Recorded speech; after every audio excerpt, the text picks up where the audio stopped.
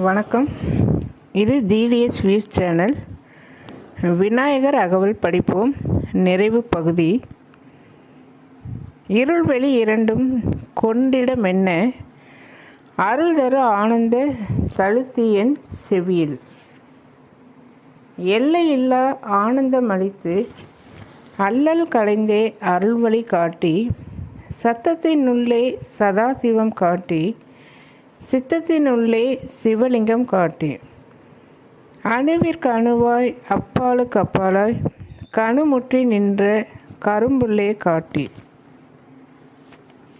வேடமும் நீரும் விளங்க நிறுத்தி கூடும் மெய்த்தொண்டர் குழாத்துடன் கூட்டி அஞ்ச கரத்தின் அரும்பொருள் தன்னை நெஞ்ச கருத்தின் நிலை அறிவித்து தத்துவ நிலையை தந்தனை ஆண்ட வித்தக விநாயகா விரைகழல் சரணி.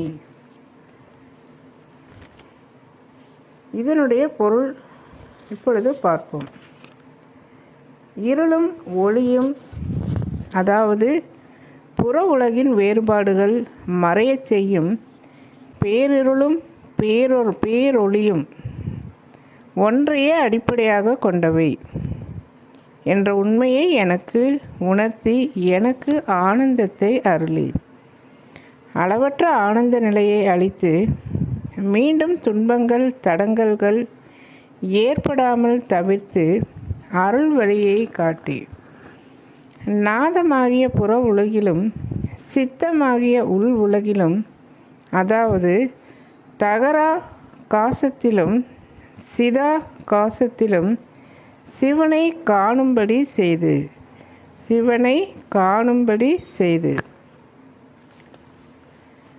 சிறியவனவற்றுக்கு சிறியதாகவும் பெரியவனவற்றுக்கு பெரியதாகவும் உள்ள பொருள் என் உள்ளேயே கணு முற்றி நின்ற கரும்பு போல் நேரில் அனுபவித்து உணரக்கூடிய ரசமாக இருப்பதை காட்டி சிவ வேடமும் திருநீரும் விளங்கும் சாரூப நிலையை எனக்கு நிலையாக அளித்து மெய்த்தொண்டர் குழாம் என்ற சாலோக்கிய பதவியை அளித்து 5 எழுத்தின் அரிய பொருள் நெஞ்சில் நிலையாக இருக்கும்படி அறிவித்து உண்மை நிலையை எனக்கு அருளி என்னை ஆட்கொண்ட ஞான வடிவாகிய விநாயகரே, மனம் கவலும் உம் பாதங்களே சரணம் சரணம் சரணம் சரணம்.